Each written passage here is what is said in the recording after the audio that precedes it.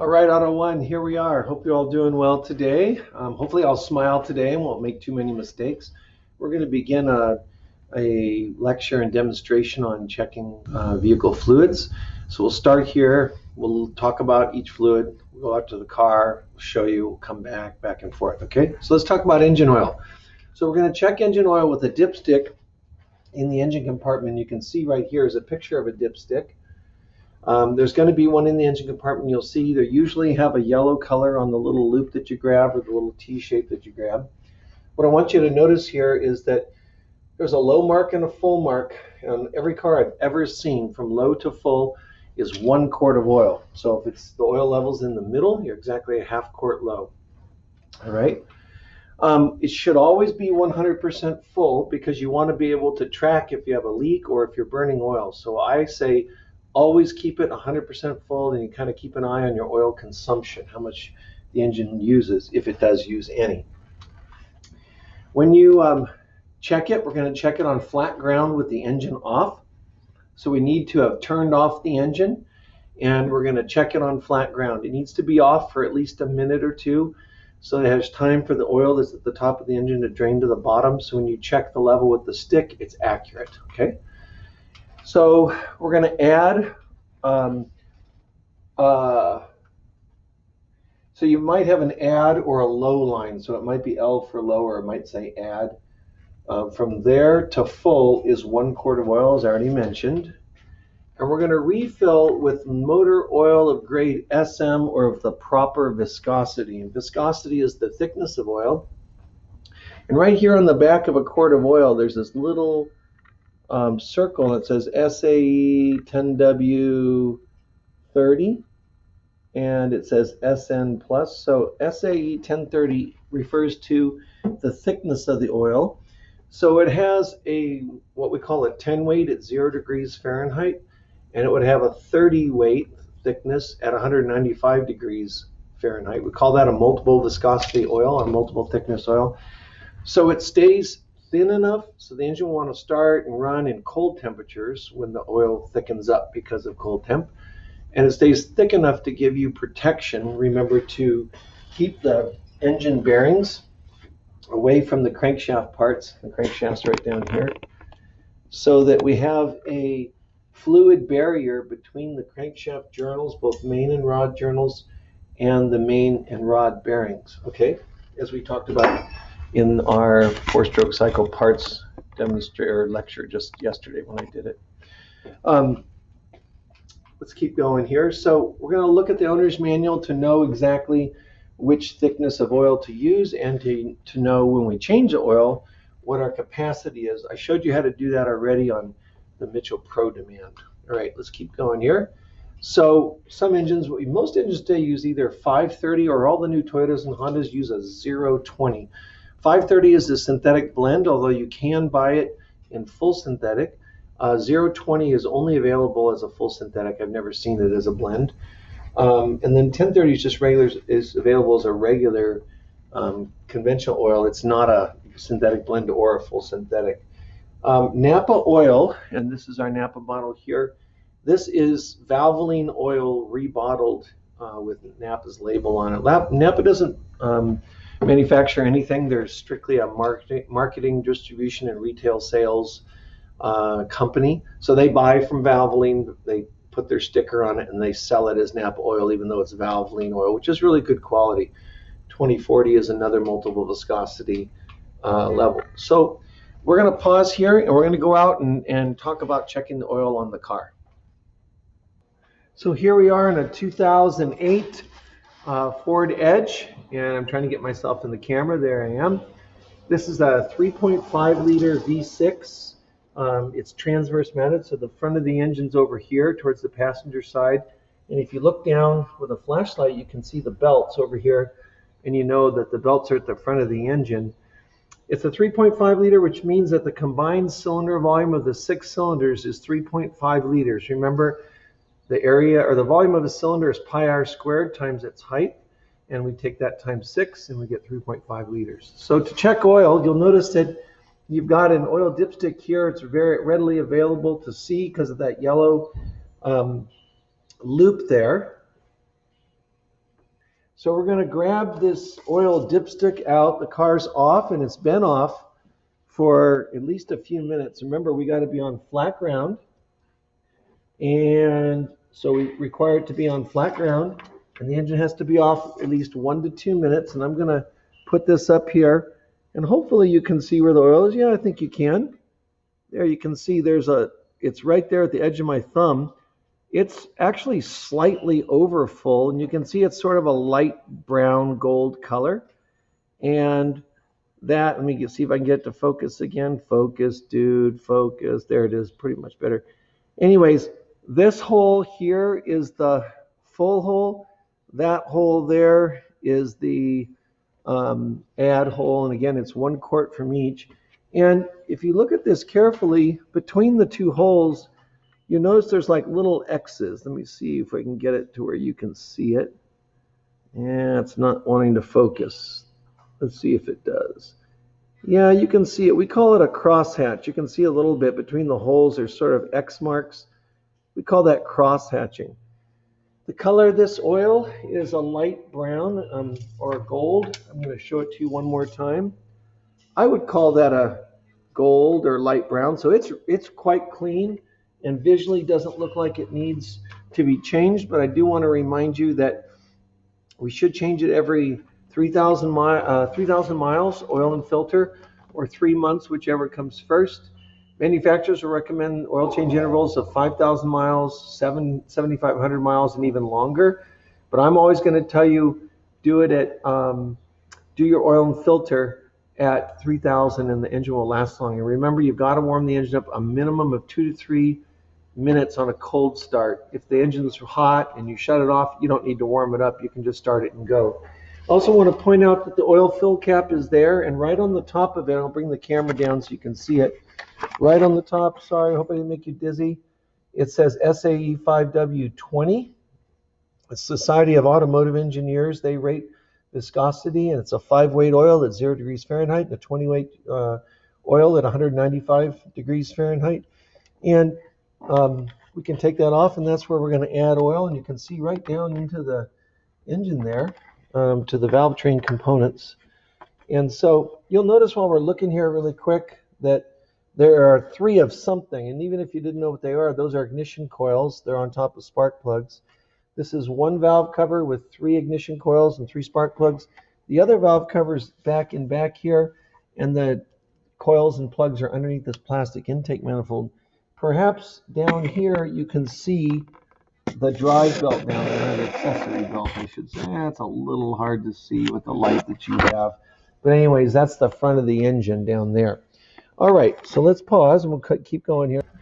All right, here we go to talk about radiator coolant, our second fluid. So radiator coolant, we're going to check the level in what's called a coolant recovery tank or coolant return reservoir when the engine's hot. It's really important to know that when the engine's hot, you're going to have the radiator coolant under pressure. Okay, so the heat of expanding water vapor is going to create pressure. And this cap right here is a 13-pound cap. So you're going to have 13 pounds per square inch on that system. If when it's hot, you decide to check the radiator coolant by taking the radiator cap off, it's going to come flying out and you're going to get first-degree burns on your hands and your face, and you're not going to be a happy camper. So when we check coolant, we always check it over in the reservoir. It's a plastic reservoir.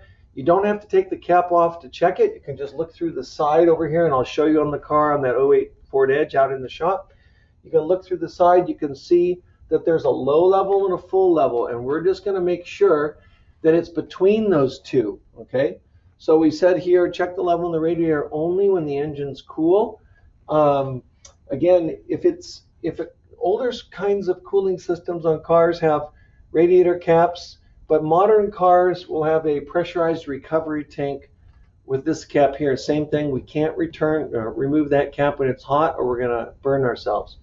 You'll notice it says caution pressure, do not open when hot. On the Ford Edge, you're going to see it's a global harmonization system picture. So it's just a picture of a hand with heat going up and a red X, like no touchy, okay? All right, so we'll get to that in just a moment. Third thing says we're going to refill with clean water and antifreeze. People ask, do I need to use distilled water? Distilled water is always better because it has less mineral deposits. But tap water, I find, for all intents and purposes, is just fine. We just use tap water here. Um, and we're going to use antifreeze. In our climate, we're going to do it a 50-50 mix of water and antifreeze. That works best for most climates. If you live in Minnesota or on the East Coast where it gets down around zero or sub-zero temperatures, they will typically run like a 60% antifreeze concentration and a 40% water. It gives them a little bit lower freezing protection. Okay, so one more thing here. Okay, so before we go to automatic transmission, let me move to the shop and we'll talk a little more about coolant. All right, so let's talk about coolant. So here's our pressurized coolant recovery tank on this '08 Ford Edge. And we're going to go ahead and look in the side. Down here on the side, you can't really read it yet, but I'll grab the camera and try not to make you seasick and come down in here. And there we go. So right there on the side of it, maybe you can read it. It says cold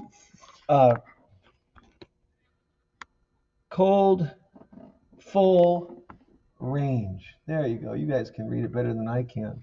So the cold full range is here up into here. And I'm looking for where it says hot. No, I'm wrong. There's the mark there. And then there's the mark up to here. So this is the cold full range. So we're right at the bottom of the cold full range. If the engine was hot, the level would probably be up here, up higher. And so what happens is the radiator is down right inside here, and it's a little tough to see down in there. Sorry, but if you look through the grill, you can kind of see those fins you're looking at. That's actually the AC condenser core, those fins in there. Behind it's the radiator that looks very similar. But as the engine heats up, it's going to expel coolant to this recovery tank. So the level is going to go up. When it cools down, it draws it back in. Here's the pressurized recovery tank cap. And here it's showing heat coming off the tank. And it's got your hand there with a red X, and that means touchy. And over here, it's got a triangle with an exclamation point. That's a warning symbol, and it shows a book. That means refer to the owner's manual. This one's a 16-pound cap or 110 kilopascals. And when this coolant's cold, it's saying it's okay to remove. But we can look right through and see where the level is, and then if we need to add, as long as it's cold. How do we define cold? We define cold like this. If I look down at this engine, the radiator is right underneath this plastic piece here. There's two radiator hoses, one here, one big 1 3/4 diameter radiator hose, and there's another one, and the other one is right down here. So you can see the other one here, my hand's on it there. So you can see the two hoses.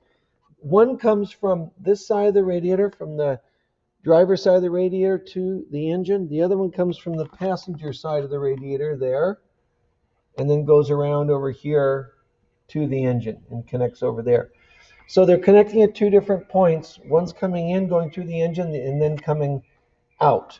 So we're going to grab these hoses with our hand, and we're going to feel them. On a cold engine, one's going to feel completely, or they probably will feel both completely cold. On a slowly warming up engine, one of them will feel cold. This one feels completely cold.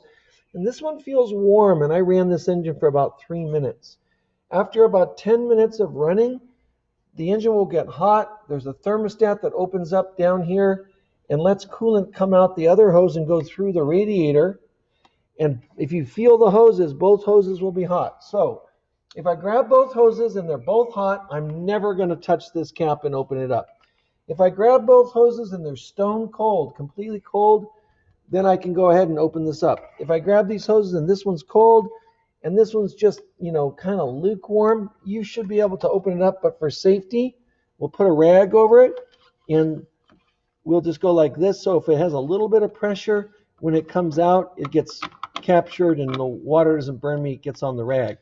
So this one is lukewarm, but when I took the cap off over there, it did not you didn't hear any pressure coming out. Okay? So if we need to refill with antifreeze, we got to refill with the proper type. Now this is green ethylene glycol based antifreeze coolant. which is the old school stuff that was used to be used in everything. Now, almost all modern cars use a different type of coolant. Toyota uses the pink Asian coolant. Honda uses the blue Asian coolant. Ford tends to use the Go5 gold color coolant. Volkswagen uses their own German pink coolant, and on and on and on. There's still several other types of coolants. If you look on this bottle, it tells you that if you have a cooling system capacity of 10 quarts and you put in 5 quarts of antifreeze, which is 50-50, come across here, that will give you a protection of negative 34 degrees Fahrenheit in freezing protection. Okay, so just the moral of the story, don't open the cooling system when it's hot. You know how to touch the hoses to find out if it's okay to open something up. And further, you know that there is different coolant for different engines. One last thing, if you get an engine that's hot, I'm going to put the camera down here, and you need to cool it off quickly. If you have like a box fan, you can just lay it down, face down, turn it on, just blow cold air. It'll cool that engine down in 5 to 10 minutes. Or you can put a fan in front of here and just blow through. Or if all you have is a garden hose, we can just slowly let water go across the radiator. Don't put water on the engine because you might potentially crack an exhaust manifold or something like that. But we can put cold water across the front of the radiator to get it to cool down, or we can use a fan. All right, that's it for the moment. So our next fluid here is automatic transmission fluid. An automatic transmission fluid always is going to be checked with the engine running, except for one exception, except for Honda and Acura. Acura is made by Honda. Honda and Acura engines, we check the automatic transmission fluid with the car off. All other cars that I've ever seen, we're going to check it with the engine running. The car has to be in park, okay, to check it. The car has to be on level ground, okay, so we want the engine running, the car in park, and level ground. If it's a Honda Acura, engine off, car in park, level ground.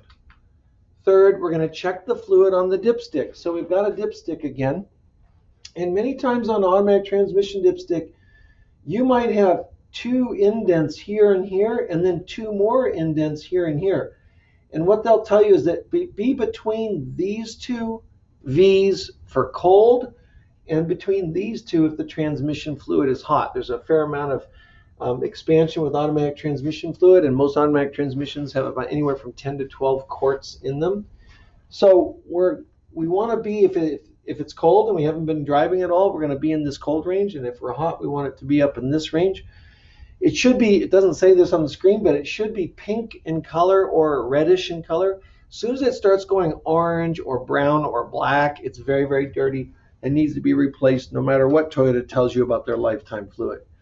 So we're going to refill 1 pint at a time with specified fluid. So on an oil dipstick, from the low mark to the high mark was 1 quart. That is not true with automatic transmission fluid. Usually no more than a pint will get us from mark to mark, but I can't say for sure on every car, but we're always going to be conservative because we don't want to overfill the fluid. So go refill it 1 pint at a time with specified fluid if it's a little bit low, or even a half a pint. Something about fluids, Dextron Mercon is a type of automatic transmission fluid, and here's that right here. It says right here on the bottle, it says right there, Dextron 3 Mercon. And some engines will say Dextron 2E. Well, that's just an older version of it. But this is automatic transmission, which is pink or red in color. We'll show you that on the car in just a moment. There's a fluid called Mercon 5. That's what Ford uses now. That's fully synthetic fluid. Dextron 6 is a fully synthetic GM fluid. And every manufacturer uses different automatic transmission fluid. Subaru will use one. Honda has their own fluid. Etc., etc. So you definitely want to check the owner's manual to know which fluid to use. It is very important that you keep the fluid clean and full. Automatic transmission fluid is one type of fluid, in my opinion, that's very neglected. And I know that, again, Toyota will say on many of their cars it's lifetime fluid, or people say 100,000 miles. If you want the transmission to last, and for me it's a matter of economics, I'm changing the automatic transmission and fluid fluid and filter, if it has one, every year or every 15,000 miles. Now you can say that's excessive. Manufacturers used to recommend doing fluid and filter at 30,000 miles. The average person puts 15,000 miles a year on their car. So that would be every other year you were changing it. If you did it at 30K, that's pretty good, and the tranny will last pretty well. But I do mine at 15,000, and I'll give you an example. My 92 Suburban has 331,000 miles on it right now. And, you know, it's a 28-year-old car, and it's the original automatic transmission and runs perfect. And I've changed the owner. I bought it from the original owner. He used to teach here. He changed fluid and filter every year at 15, and I've done it every year at 15. And at 331,000, when most people are just going on to their third transmission, I'm still on the original one. Transmission rebuild's about $2,500, $3,000, depending on the car. So you can make a decision. If you do fluid and filter once a year, which might cost you $50. If I do it once a year and I do it for, let's say 10 years, that's $500. And most people are getting a new transmission at 10 or 12 years, and they're spending $3,000. So I think it's much better just to service it. Okay, let's go look at it in the shop. Okay, here we go. We're talking about automatic transmission, fluid inspection. And on this same 2008 Ford Edge with a 3.5 liter transverse mounted V6, we're going to check automatic transmission fluid. So this one has kind of an atypical, in other words, not entirely typical dipstick. It's on the end of this cap right here. So this says transmission fluid only, and that's supposed to be a gear with a fluid level. So that's our GHS, or Global Harmonization System pictorial. There's showing you the manual, so refer to the manual. And it does tell us it uses Mercon 5, which is that fully synthetic Ford fluid that Ford uses for automatic transmissions. All right, so now what I'm going to do is, get out of here, fly. I'm going to go ahead and twist that and pull it up, and here comes the stick right here. And the one thing you can see while we're at it is that the fluid is pinkish, reddish. It's really kind of pretty, and it's clean. Remember, the car has to be running for me to be able to accurately test it. So I'm going to go ahead and put this back down in. And what I'm going to do is I'm going to start the car, and then I'll come, and while it's running, I'll pull it up and I'll show it to you. You may not be able to hear me so well, but we'll give it a try. So here we go. I'm going to go ahead and start the car. Remember, all cars running in park, flat ground, except for Honda Acura.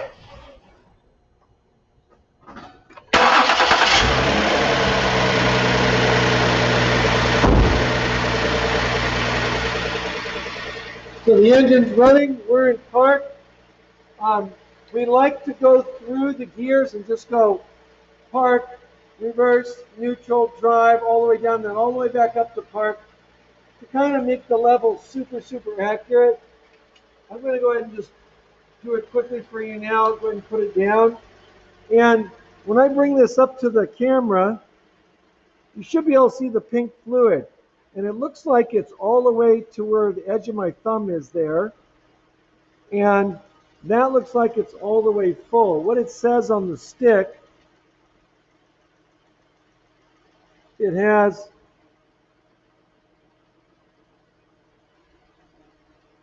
so it says, I'm going to turn it this way so you can see it. See if it'll focus. There you go. So it says hot on my right, and then I think that says cold. Trying to get it to focus better. But in any case, you have a crosshatch area in there, and if it's cold, it can be down at the bottom of that guy, and if it's hot, it can be up at the top of that guy, or just between there on the crosshatch area. All right, I'll shut this off. So one further thing, if we have to add automatic transmission fluid, this car is really easy. We're going to pour it right through this tube right here with a funnel. Most cars don't have this. This is, again, not very typical. Most cars have a dipstick tube that's maybe the size of my thumb or my index finger, And we have a real thin tranny neck funnel that will fit down inside. Hondas use a really, really small tube, and so they have a separate bolt back on the transmission. You have to unbolt, and you put tranny fluid through there. A lot of the Tacomas, which are a very popular car, and Tundras, they don't have a dipstick at all. We have to put the car up in the air, and underneath it's got a check plug and it's got a fill plug. And there are quite a number of cars that no longer have a dipstick, and we have to check the level underneath, but that's for another time. All right, let's pause here.